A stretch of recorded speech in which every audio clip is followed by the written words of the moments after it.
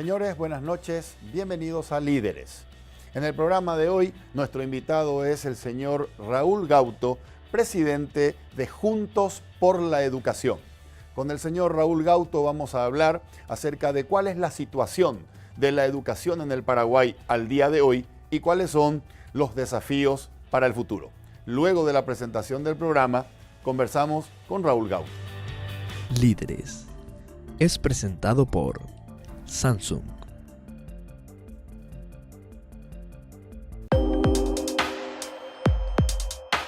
Tener un Smart TV nunca antes fue tan genial. Con la función QSmart accedes a todo el entretenimiento que quieras, desde tus redes sociales, estrenos y hasta partidos de fútbol. Disfruta de todas las opciones que tiene tu Smart TV, sin límites para tu entretenimiento. Además, podés administrar todos tus dispositivos con un solo control. Bienvenido al mundo premium de la tecnología QSmart. Bienvenido al futuro con Samsung.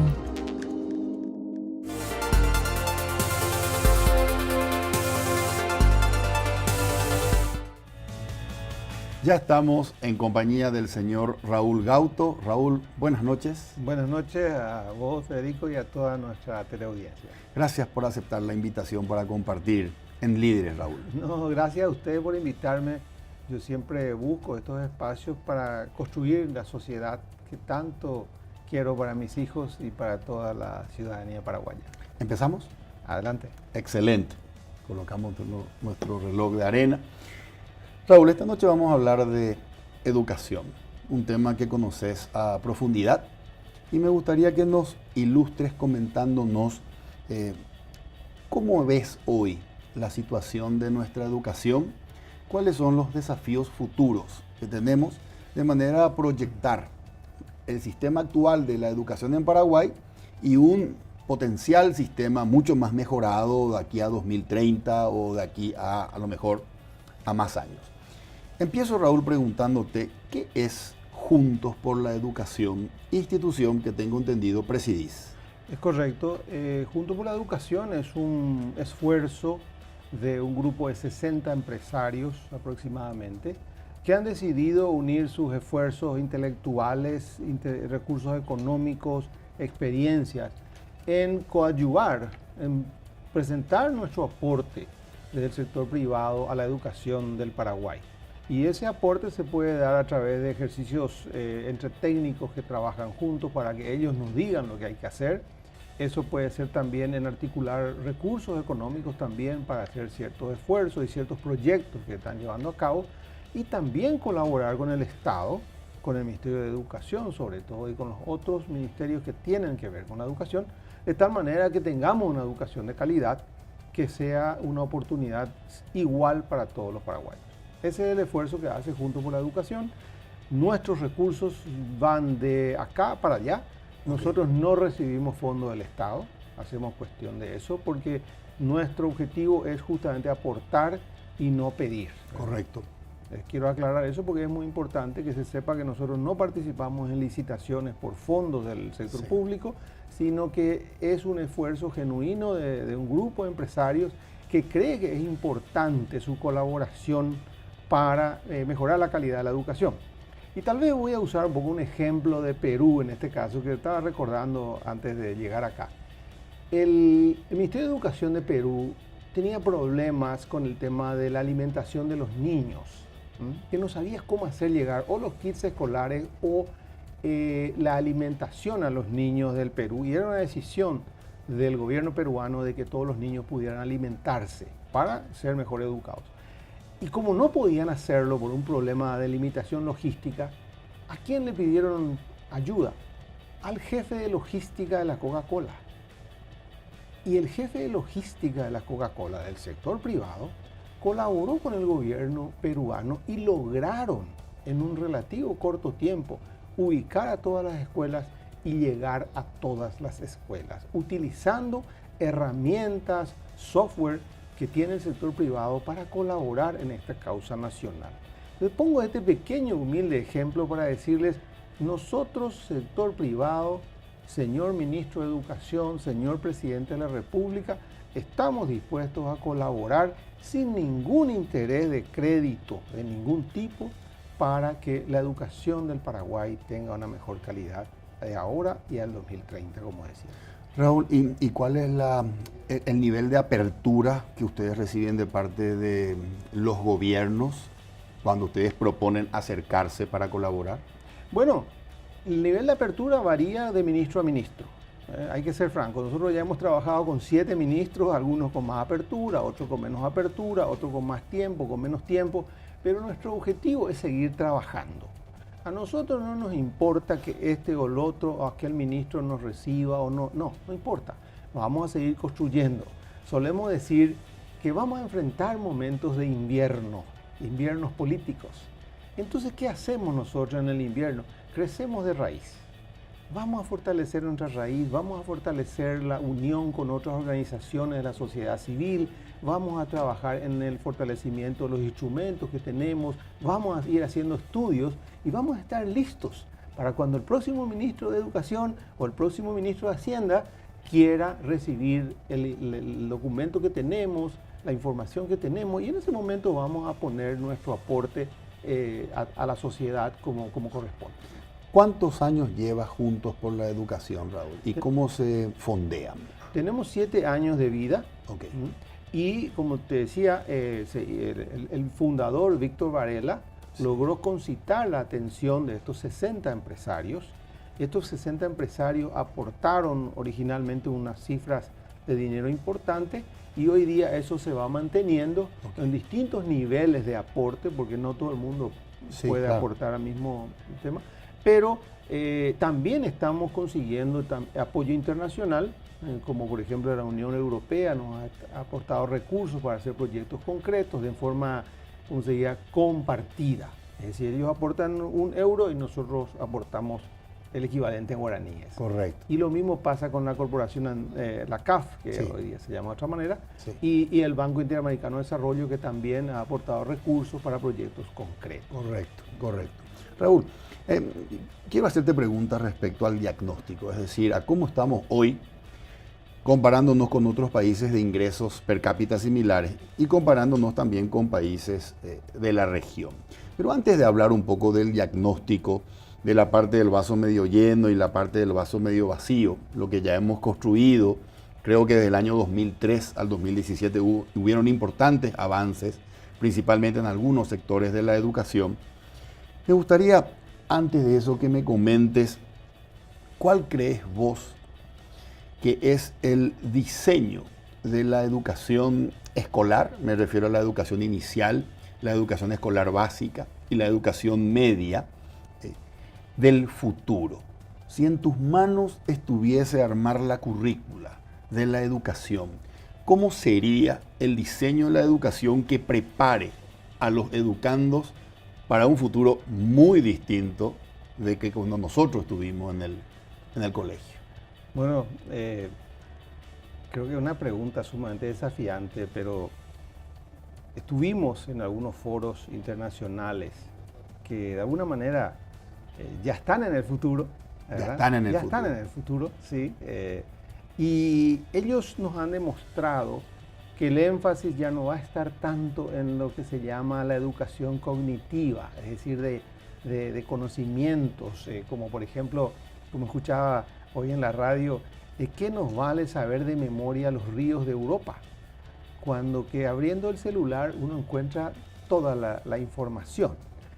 Y el modelo educativo va a enfatizar mucho más las herramientas para convivir, va a ayudarle más a los niños y a los jóvenes a ser más emprendedores.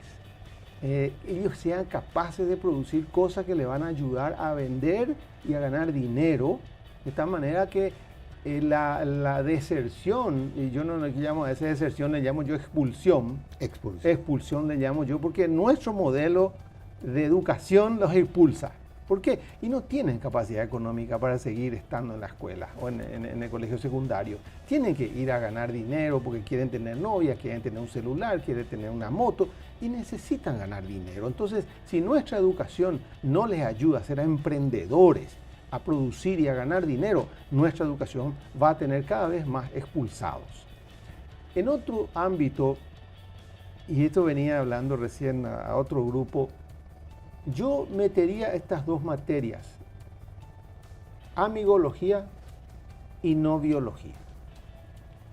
Amigología. Y no biología, que entre paréntesis ya están implementando en algunas escuelas en Colombia, por ejemplo. La escuela nueva ya la implementa. ¿Cuál es el tema? Y te digo, Federico, a nosotros nadie nos enseñó cómo desarrollar relaciones humanas positivas, ganar. Cuando vos desarrollás una amistad, tenés que tratar de hacer una relación donde los dos se eleven, donde ambos amigos mejoren y uno le mejore al otro.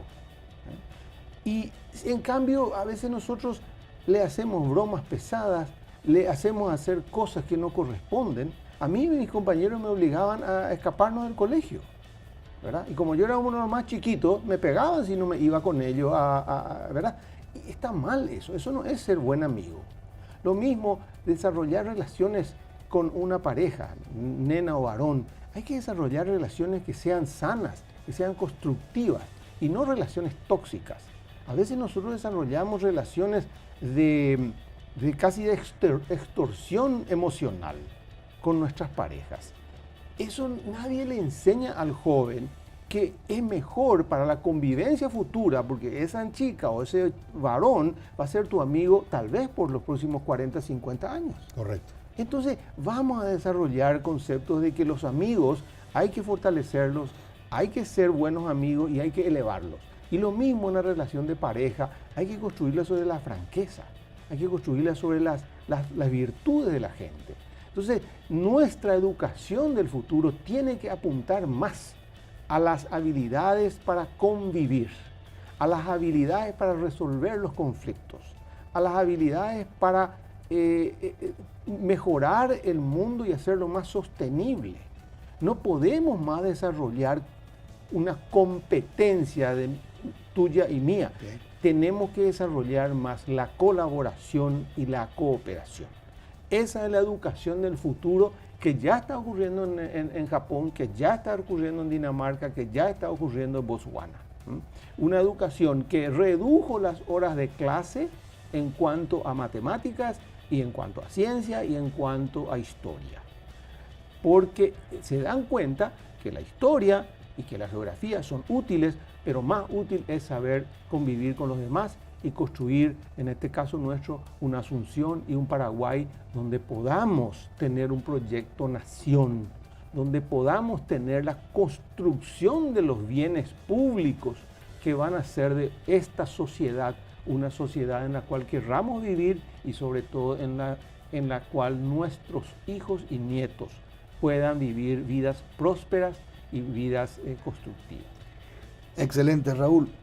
Entonces estamos hablando de un modelo educativo radicalmente diferente.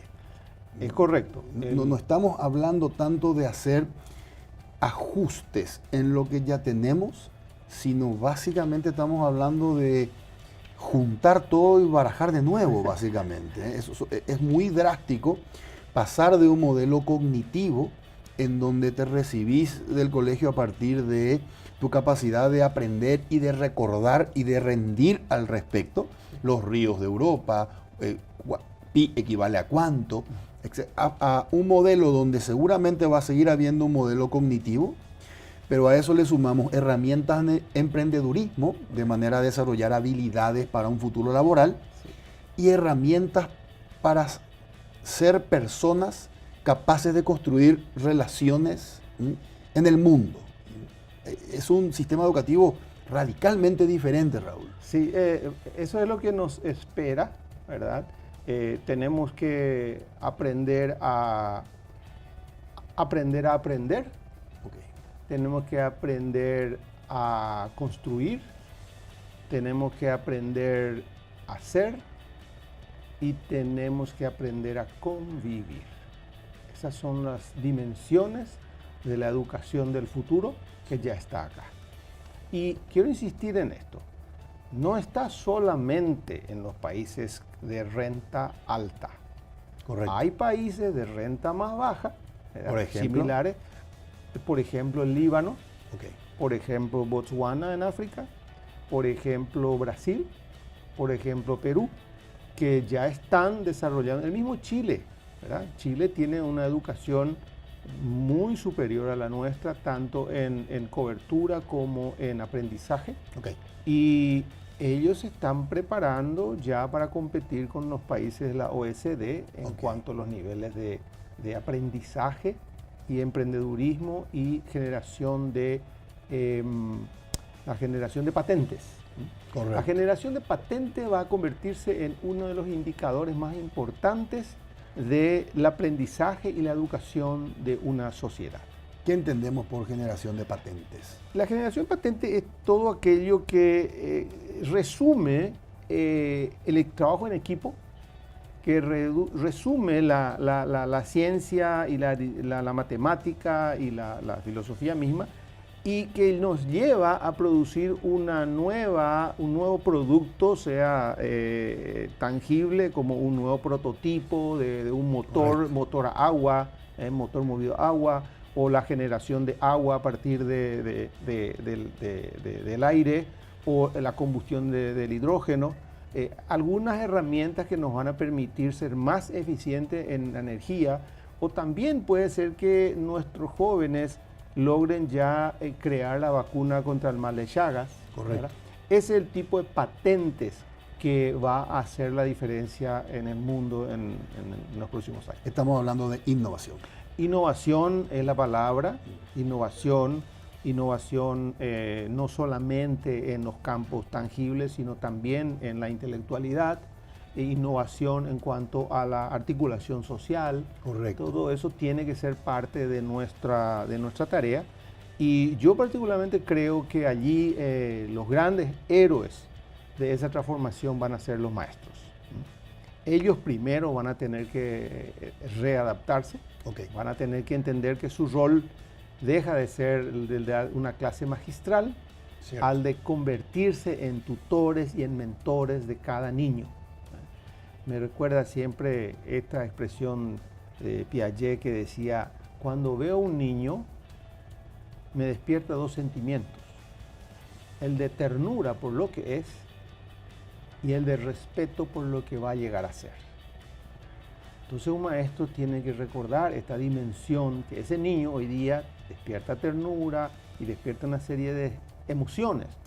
Pero hay que mirar a ese niño es con un enorme potencial humano de desarrollar su cerebro, sus sinapsis, Sí. y su capacidad de producir creativamente para una sociedad que va a ser muy exigente con él, pero al mismo tiempo también muy recompensadora por los Correcto. desafíos que hay. Y ese niño tiene el derecho de que ese potencial sea desarrollado a partir de la guía y a partir del sistema educativo. Ahora, Raúl, si yo soy profesor de chicos en edad escolar, definime diferencias entre mi rol como profesor y mi rol como tutor. Bueno, hoy en día los maestros fueron entrenados a ser, digamos, profesores que dan clase y que transmiten conocimientos, ¿verdad? Entonces ellos fueron informados, Sí. algunos fueron formados, pero en gran medida fueron informados de una enorme cantidad de información en su disco duro y que en su momento dado tenían que retransmitir, a veces con cierto grado de interpretación, a veces con cierto grado de incorporación de su propio talento, pero básicamente una retransmisión de información que recibieron. Esa fue la función por muchos años de los maestros. Correcto. A tal punto que el modelo que se inició en Prusia hace 150 años era que los niños estaban todos en filas, porque era un sistema militar, Sí. y el maestro estaba acá parado dando clases, enseñando, digamos que transmitiendo conocimiento. Y los chicos muy pasivamente escuchando. Sí. Y se castigaba cualquier exabrupto porque había que estar en silencio y quietito. ¿Dónde se ha visto que los niños tengan que estar quietos? Ni los H, amigos míos indígenas allá, los chicos están corriendo por todos lados y esa es la educación. La educación en la aldea es con los chicos corriendo, no es con los chicos sentados alineados. La transformación que tiene que darse y que ya hemos visto en algunos lugares como en Cazapá hace unos 3 años que venimos ejecutando, los maestros han cambiado, incluso el formato de la clase. Ya es circular. ya es circular. A veces el maestro en el medio, a veces un grupo de niños en el medio haciendo el trabajo de la pecera, como se llama, y todo el resto mirando e interactuando. Entonces, ¿qué cambia? Y cambia eso de que yo ya no soy el super capo que tengo que enseñarle a todo el mundo. Tengo que salir de esa visión de que yo soy yo y mi ego. No, acá tenemos que recordar que todos esos niños pueden ser mejores que nosotros y ojalá sean mejores que nosotros. Entonces, darme cuenta de que mi valor no está en lo que yo les transmito, sino en lo que yo logro generar a partir de ellos. Entonces ahí cambia tu función. Dejo de ser el enseñador para dedicarme al aprendizaje. Al aprendizaje de ese chico, entonces la cosa cambia. Es a partir de la demanda de los niños que yo me adecuo para ofrecerles algo. Es decir, ya no es la oferta mía la que importa, sino la demanda de los niños la que ejerce el rol central. Y yo como educador, formador, mentor, tutor, tengo que tratar de darle a ese chico de manera incluso diferenciada lo que necesite para explotar al máximo su potencial. Correcto. Eso complejiza, Raúl, la función de evaluación de aquel docente, porque si la función del docente es la transmisión de conocimiento, a través de los test yo podría evaluar qué tan exitoso fue ese docente según los resultados de los test de sus alumnos. Pero cuando tengo que evaluar qué tan exitoso es generando aprendizaje, complejiza el sistema de evaluación del... Está resuelto ese problema técnicamente. Está resuelto. Ya está resuelto. O sea, la evaluación del aprendizaje ha avanzado mucho más que la enseñanza. Correcto. Entonces, lo único que te digo, se sabe muy bien cómo medir aprendizaje individual y aprendizaje grupal, ¿no? Entonces, yo creo que acá a quienes realmente tenemos que poner nuestra atención en los próximos 5 o 10 años es a los maestros. Los maestros. Sí, señor. Así Ellos van a ser los elementos, la línea de transmisión de una concepción nueva de la educación y los niños a los cuales ellos van a estar llegando cada día. Yo conozco los casos sobre todo de Colombia, ¿verdad? Como la escuela nueva, que ya han roto ellos con el concepto de la edad. Ellos desafiaron el concepto de decir, ¿por qué todos los niños de 6 años tienen que estar juntos? Correcto. ¿O por qué los niños de 9 años? No. Vamos a hacer lo siguiente, vamos a crear grupos por afinidad. Y vamos a crear grupos multietarios por afinidad. Un chico de 6, un chico de 9, un chico de 11. Sí, claro, pero a todos les gusta, por ejemplo, la ciencia. Entonces, claro, ¿cómo se construye una colonia de hormigas? ¿Verdad? Y el mismo concepto que vos decís. Mismo concepto. Entonces, construyen una colonia de hormigas, ¿no? ¿Cómo se construye eso y qué elementos hay que tener? Otros seguramente harán cómo construyen una bicicleta, cómo se construye una mesa de madera. Y los chicos tienen el desafío y los de 9 años y los de 11 trabajan de manera conjunta y si necesitan ayuda tienen colaboración externa de otro tipo de habilidades. Correcto. Porque eso es lo que te va a pedir el mundo laboral. Exacto. Trabajar en equipo, trabajar multidisciplinariamente, Cierto. trabajar con creatividad y vamos a tener los desafíos. ¿Cómo se resuelve el problema de la radiación de Chernobyl? Correcto. Ahí tienes que poner equipos multidisciplinarios que te ayuden a vos a pensar fuera de la caja y salir con la innovación y con la creatividad. Exacto. Ese es el niño que nosotros tenemos que formar. Un niño libre. Un niño que no tenga que estar sentado y que la disciplina o conducta sea el elemento que marque su graduación o no del grado en el cual está. Yo creo que nosotros tenemos mucho trabajo de, primero, desaprender nuestro modelo y segundo, volver a construir un modelo que sea mucho más creativo y más creador también. Me interesa mucho volver a escuchar eso, Raúl. Primero, desaprender nuestro modelo. Es correcto. Y a partir de ahí volver a construir el modelo que se alinea con los que los chicos van a necesitar en el futuro. Porque el ser humano es un animal de costumbre. Toda sabiduría es una construcción social, me decía Bernardo Toro. El lavarse las manos le llevó a la humanidad 200 años de aprendizaje. 200 años Para lavarnos las para manos. saber lo que es el concepto de lavarse las manos. Porque primero tuvimos que reconocer que hay algo llamado gérmenes. Después tuvimos que inventar el agua con jabón. Y después tuvimos que meterla en la escuela. Y que la maestra, entonces el primer día de clase, chicos, vamos todos a lavarnos las manos porque es importante para reducir el 80% de las enfermedades. Eso es lo que aprendimos, ¿verdad? En el caso de la educación nuestra, aprendimos que había que ordenar a los niños por líneas, por filas, que había que tenerlos en silencio y que teníamos que tener a alguien extremadamente informada para que transmita la información. Bueno, eso hay que desaprender. Hay que sacar eso, hay que sacar el modelo de las escuelas, espacios cuadrados, con filas de niños. Hay que soltarlos. Hay que crear espacios donde los chicos puedan jugar, donde puedan moverse. Hay niños que son súper cinéticos, necesitan liberar energía moviéndose, otros que son más tranquilos. Pero tenemos que adecuar los espacios para que ellos puedan expresarse. Porque si no, como decía también otro gran educador, decía, a los 6 años tuve que suspender mi educación para ir a la escuela. A los 6 años tuve que suspender mi educación para ir a la escuela. Entonces, ¿qué pasa? Que nosotros tenemos que estimular a un niño de 6 años, de 5 años, de 7 años que se exprese libremente y no constreñirlo. Con eso no estoy diciendo que no tenemos que tener espacios constreñidos también. Él no puede hacer cualquier cosa, no puede salir a la calle, ¿verdad?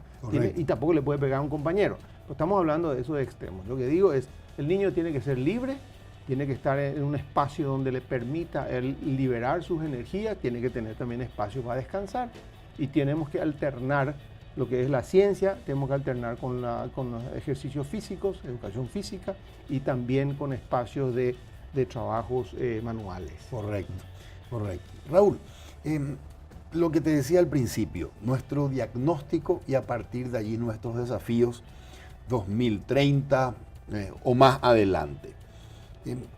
¿Cómo está la educación paraguaya hoy en sus diferentes niveles? Educación inicial, le llamamos al preescolar. Educación inicial básica, la que creo que se divide en 3 ciclos. La educación media, que es primero de la media, segundo de la media y tercero de la media. Y después tenemos la educación superior. Seguramente que parte del vaso, no me animaría a decir 50 y 50, no me animaría a decir mitad lleno, a lo mejor 30% del vaso está lleno, refiriéndome a los avances en estos últimos 10 años o más, y gran parte del vaso es un conjunto de pendientes hacia los cuales apuntamos con los famosos objetivos de desarrollo sostenible. Correcto. ¿Cuál es tu descripción sobre lo que hemos avanzado y lo que nos queda pendiente, Raúl? Bueno, yo soy un optimista consuetudinario y como viví en el Paraguay muchos años de dictadura, vi también ese Paraguay y me regocijo del Paraguay que tengo hoy, Okay. en el cual vivo hoy, en el cual mis hijos viven también. Entonces yo te iba a decir, hay muchos avances en educación. Algunos de mis colegas, mis compañeros estarán furiosos cuando escucharme decir esto, porque decir, no, pegale un palo. No.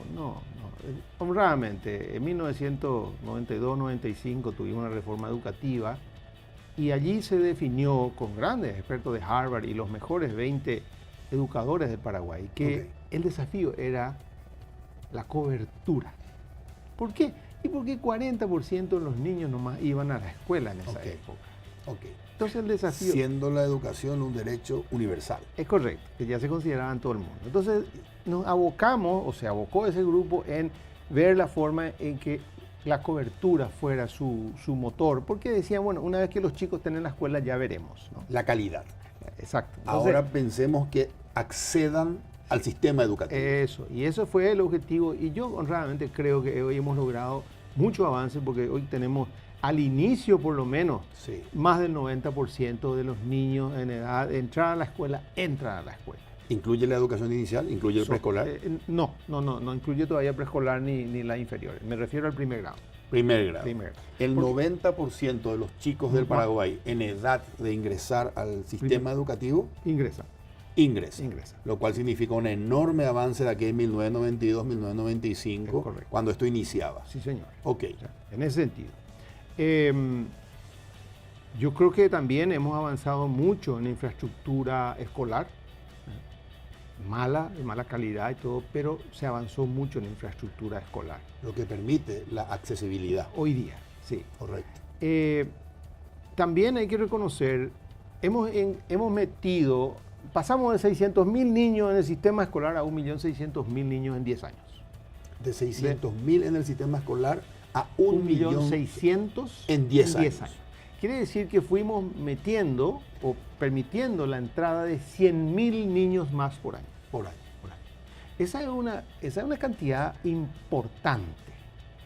Ahora, como no teníamos los maestros preparados para 1 millón de nuevos niños en el sistema, tuvimos que aceptar de todo. Y es por eso que el nivel de los maestros ha bajado. Correcto. Porque para tener 100.000 niños más por año hemos tenido que meter 10.000 o 5.000 nuevos maestros y no todos estaban preparados para la función. Entiendo.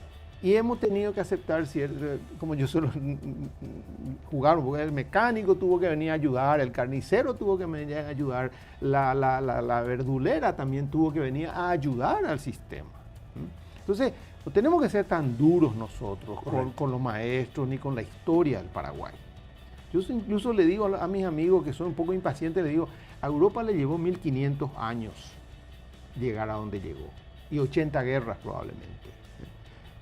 A Estados Unidos le llevó 200 años llegar a donde llegó, ¿verdad? Nosotros somos una democracia nueva, somos un país relativamente nuevo, 30, 35 años, ¿verdad? Entonces, bueno, eso no es una excusa para no hacer lo que hay que hacer. Correcto. Vos me pediste un diagnóstico, yo te digo, yo creo que se hizo lo que se tenía que hacer, bajamos la calidad de la educación del Paraguay, porque creo que vos y yo tuvimos una educación mejor de la que tienen muchos de nuestros chicos, por esto que te acabo de mencionar. Correcto.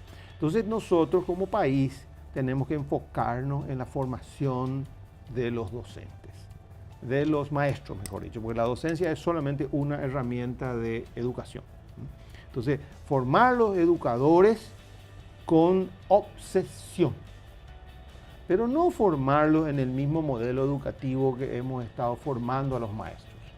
Yo creo que nosotros tenemos que hacer como dijiste vos, volver a tirar todas las cartas y crear y formar profesores con un concepto distinto de cómo tiene que ser la educación de los próximos 50 años. Correcto. Entonces, Raúl, la primera meta fue la accesibilidad, lo cual hoy se ha logrado. Yo creo que sí. Se ha logrado. Y ahora hablemos un poco de la calidad.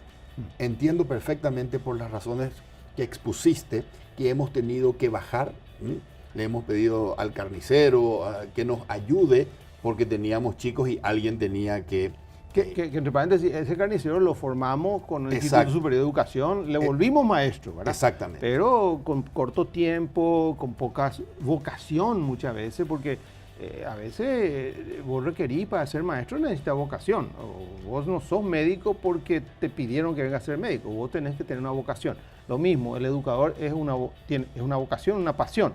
Cuando no hay, entonces tenés que pedir que venga hasta los que no tienen pasión. Correcto, ¿no? correcto. Eso nomás quería hacer esa salvedad, no quiero que piensen los educadores que yo creo que ellos no son hábiles. Ellos son hábiles, pero tienen que enfocarse más en las habilidades que tenemos que desarrollar. Correcto. Raúl, me gustaría hablar de la calidad y me gustaría hablar también de la tasa de deserción, como vos dijiste hoy, o me gusta decir tasa de expulsión. La calidad.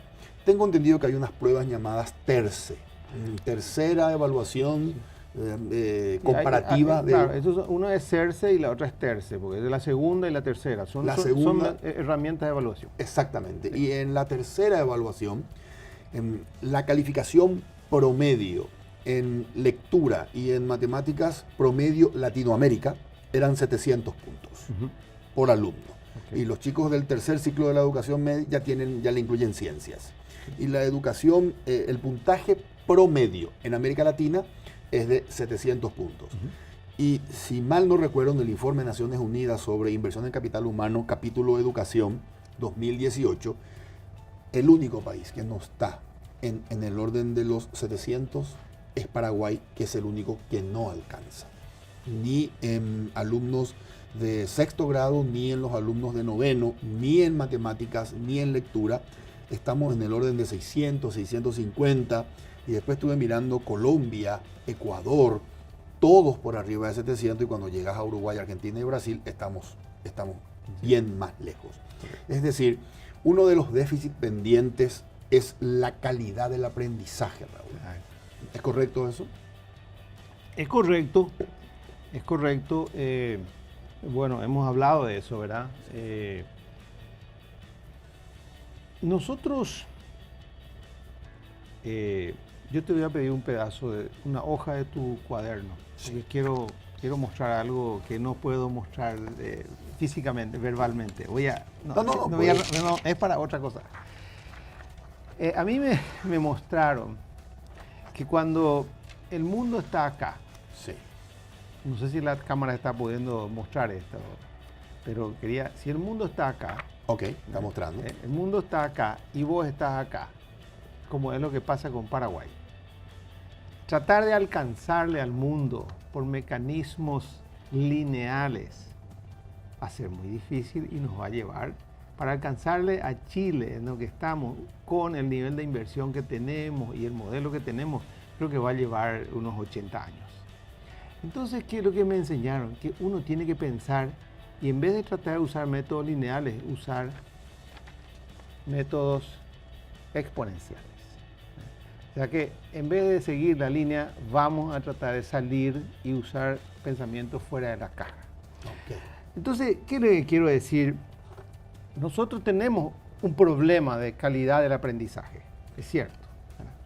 Pero no tenemos que quedarnos en eso, sino que decir, ¿qué podemos hacer nosotros para pegar un salto cuántico?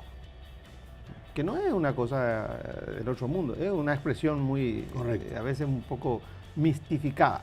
Pero nosotros tenemos que saltar de eso y tenemos que aprovechar la tecnología. Nosotros tenemos que poner mucho énfasis usamos mucho la telemedicina para que los mejores cirujanos puedan hacer operaciones en Encarnación o en Caguazú, donde fuera, ¿verdad? Bueno, vamos a usar también la teleeducación, por ejemplo, ¿no? Vamos a usar los mejores maestros que tenemos, los vamos a grabar y los vamos a mandar a todas las escuelas, para que todas las escuelas puedan aprender del mejor educador y de la mejor metodología. Quiero poner un pequeño ejemplo acá que tal vez tú lo conozcas o la gente lo conozca, pero había un profesor que salió campeón de aprendizaje. ¿Cómo era que sus niños aprendían tanto y tan bien? Y lo voy a mencionar, el tipo lo que hacía una vez por semana se iba a Posadas y se traía todos los diarios La Nación y Clarín que podía traer y repartía entre los niños.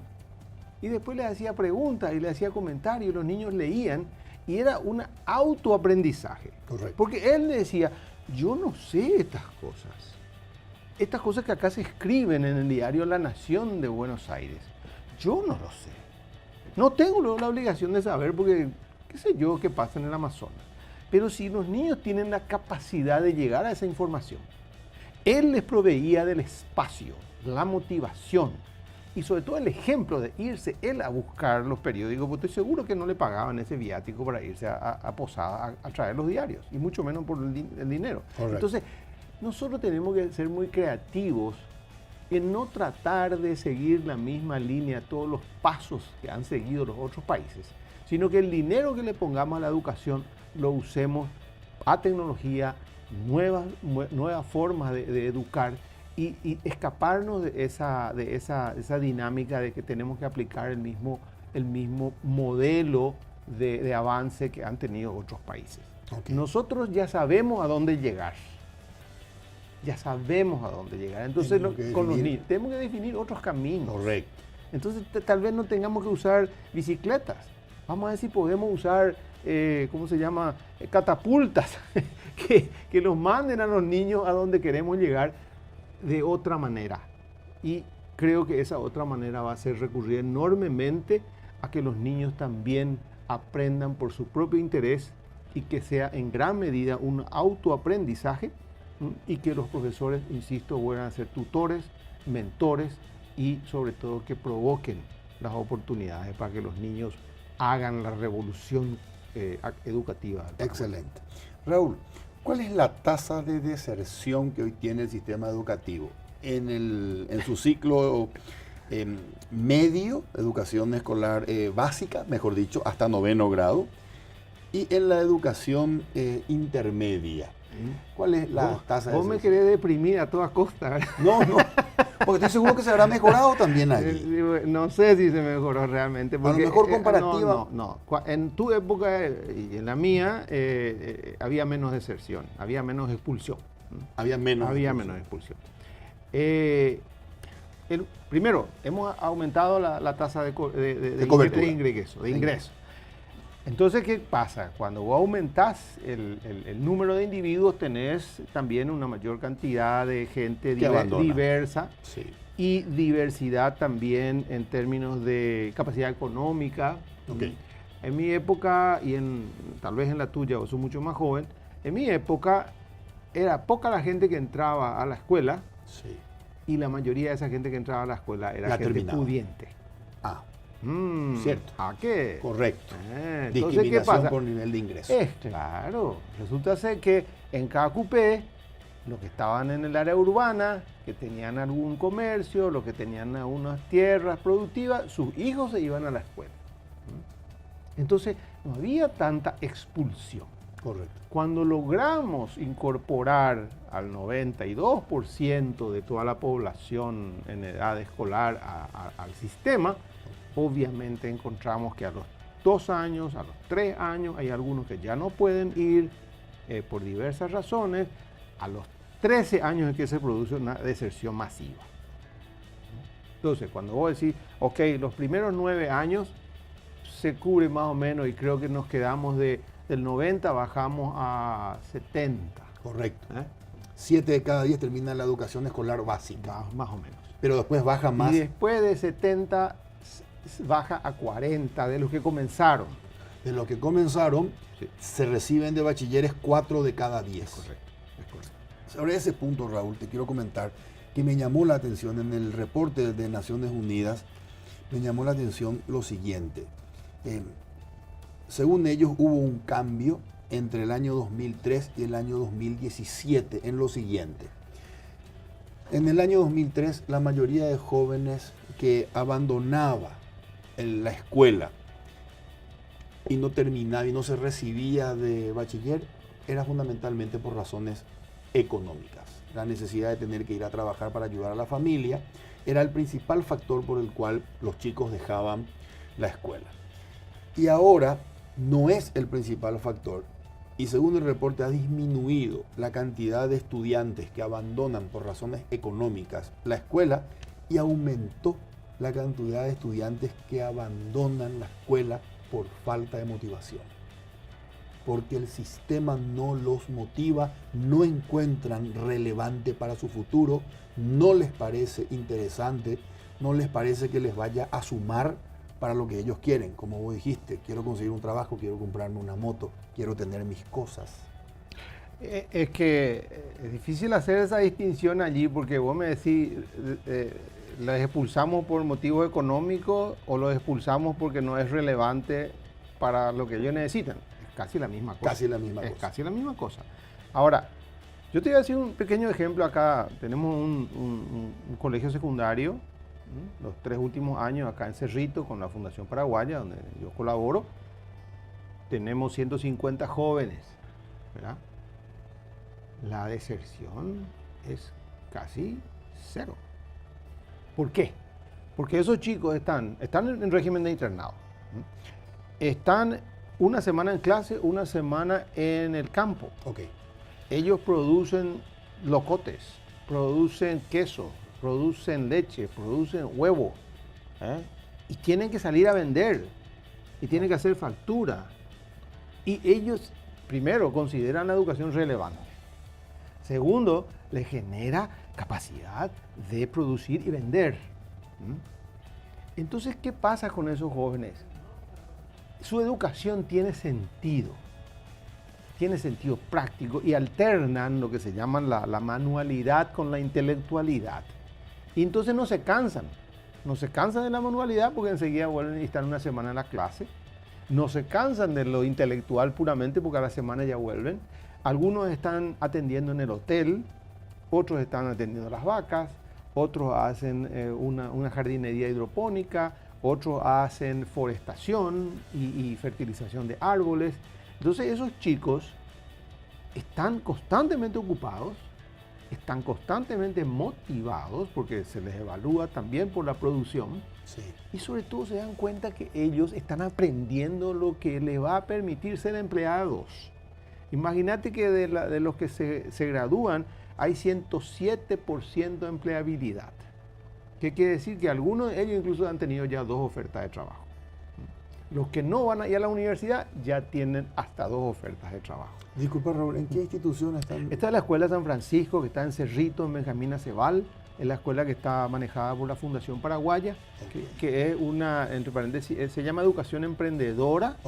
Y son escuelas que tienden a la autosuficiencia económica. Correcto. Entonces, la escuela genera muchísimos recursos que se reinvierten totalmente en la educación de unos niños que viven en régimen de internado. Y entonces el nivel que se pide a los padres es mínimo. Sí. La idea de pedirle es simplemente para que la educación sea digna. Y entonces el chico sabe que él está pagando por su educación. Solamente por eso se pide. Pero es poco lo que se pide mensualmente a los padres. Sí. Se le da toda la facilidad, pero lo más importante es que los chicos aprenden ahí a ser emprendedores rurales.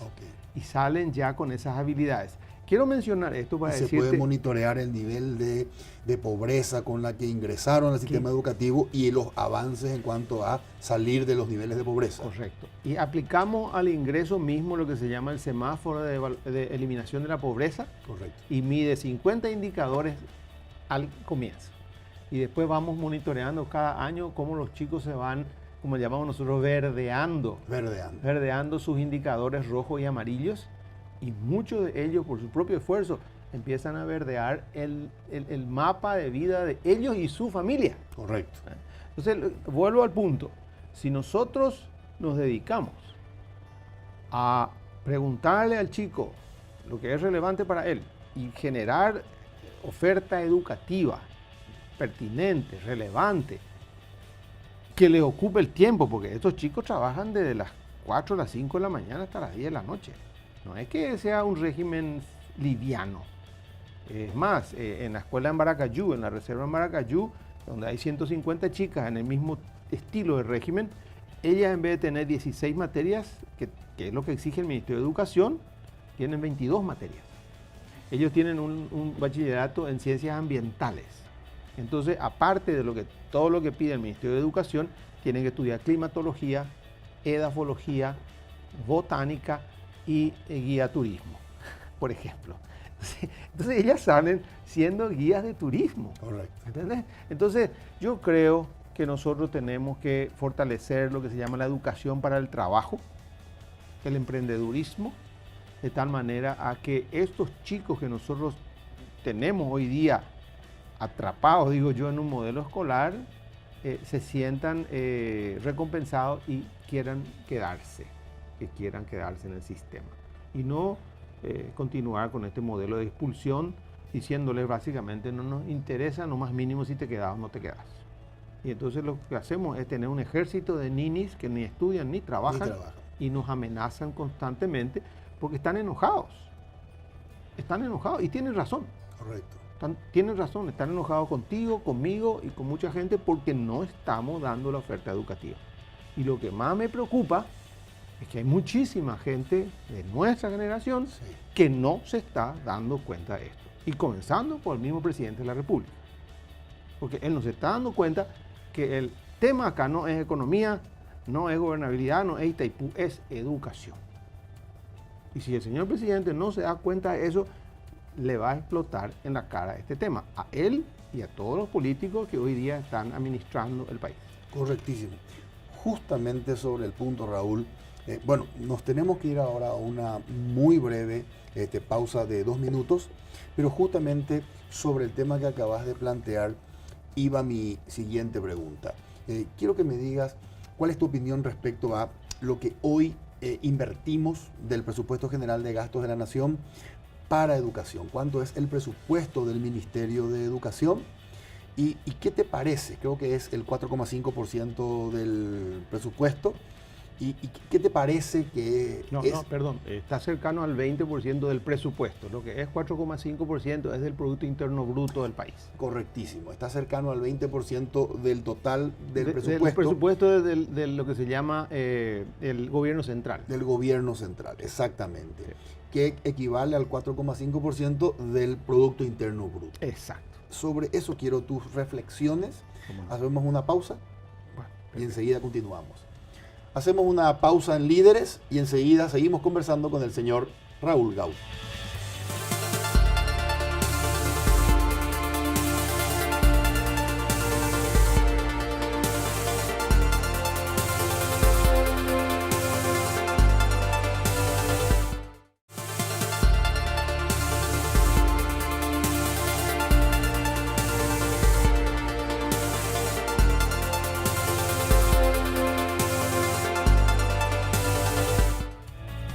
Seguimos en Líderes con el señor Raúl Gauto. Raúl, quedó pendiente el tema del presupuesto. ¿En billones de guaraníes o en miles de millones de dólares? ¿Cuánto hoy invertimos en educación? Estamos invirtiendo aproximadamente $1.300.000 al año en educación. 1.000 millones. Un poco más de 1.000 millones, 1.300 millones. 1.300 millones de dólares. Sí. En educación. En educación. Y eso tiene algunos elementos ahí metidos por cosas que uno no sabe, ¿verdad? Se metió ahí dinero para el INDI, se metió dinero para no sé qué caja de los militares. O sea, es un presupuesto un poquito extraño en algunas cosas. Okay. Ahora, y de todos modos, si vos dividís eso por el número de alumnos que están en el sistema escolar, te da más o menos $450 por niño, más o menos, ¿no? 450 480 por año, sí. Por estudiante. Por estudiante. Lo cual, comparado con cualquier país de América Latina, es muy bajo. Por ejemplo, Chile está creo que en 2.300, Brasil estará en 2.000, por encima de $2.000 por chico por año. Entonces Paraguay tiene dos problemas. Primero, invierte poco por cada alumno y para más invierte mal. Porque nuestro proceso de gestión educativa invierte, yo diría que un buen 85 a 90% de todo ese dinero en maestros, en salarios. Y queda muy poco para laboratorios, para comida escolar, para infraestructura, queda muy poco. Entonces nosotros tenemos que hacer, y desde el Observatorio Ciudadano de la Educación, del cual Junto por la Educación es parte, correcto, hemos hecho un trabajo importante que se llama el financiamiento público de la educación en el Paraguay. Este documento realmente es muy completo y analiza los últimos 30 años del financiamiento de la educación del país. Analiza por segmentos, que tiene 24 segmentos en 5 dimensiones distintas. Correcto. Los analiza históricamente y los proyecta. Los proyecta usando los indicadores de los objetivos de desarrollo, el número 4, que es de la educación. Cierto. Y dice para el 2030 cómo debería ser la cobertura y la calidad de la educación de los niños y cuánto nos va a costar. Y entonces tenemos el gran desafío paraguayo. Tenemos que pasar de 1.300 millones a por lo menos 3.600 millones, si no más. Obviamente se hacen escenarios, ¿verdad? Sí. Se hacen escenarios, hay un escenario máximo que está en 5.000 millones y un escenario más bajo, más humilde de 3.600 millones. Es prácticamente triplicar. En cualquiera de los casos, mínimamente tenemos que triplicar si queremos realmente producir la calidad de chicos que vayan a competir con la región. Ese Y en eso hablamos y decimos, cualquiera diría, no, Paraguay no puede triplicar. Y yo digo, claro que puede. Acá lo que hay que hacer muy fuerte énfasis en que no es una tarea del gobierno solamente. Y ahí es donde el gobierno tiene que hacer un liderazgo de la causa nacional de la educación y convocar al sector privado, a las organizaciones internacionales y hacer de esto realmente una cruzada nacional por la educación. Y si el presidente de la República se pone al frente de una cruzada nacional y convoca a las mejores mentes para hacer este trabajo, yo estoy seguro que el sector privado va a hacer un enorme aporte. La UNICEF hizo una encuesta de cuántas de las empresas que encuestó, qué porcentaje aporta de alguna manera a la educación. Sí. A ver si me da una cifra que te parece, ¿qué porcentaje de las empresas está aportando a educación? ¿Alguna estimación? 20%. 73%. 73% de las empresas paraguayas de alguna manera están colaborando con la educación. De manera desordenada, de manera desarticulada, sin tener un plan estratégico.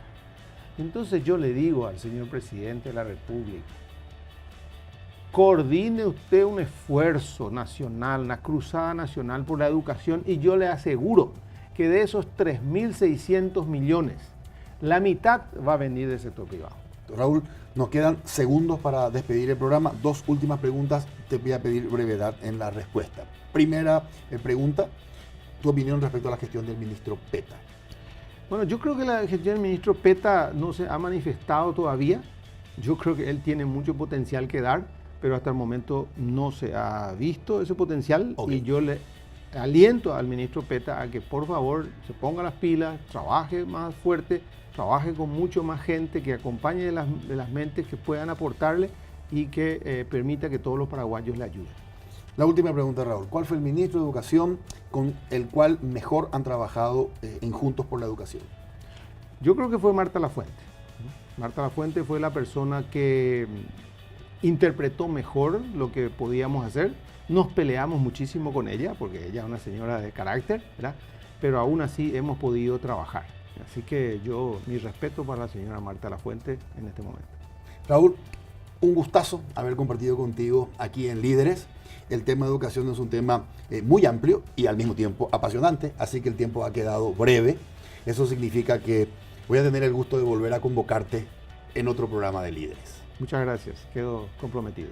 Gracias, Raúl. Esto fue Líderes por Canal Pro. Líderes fue presentado por Samsung.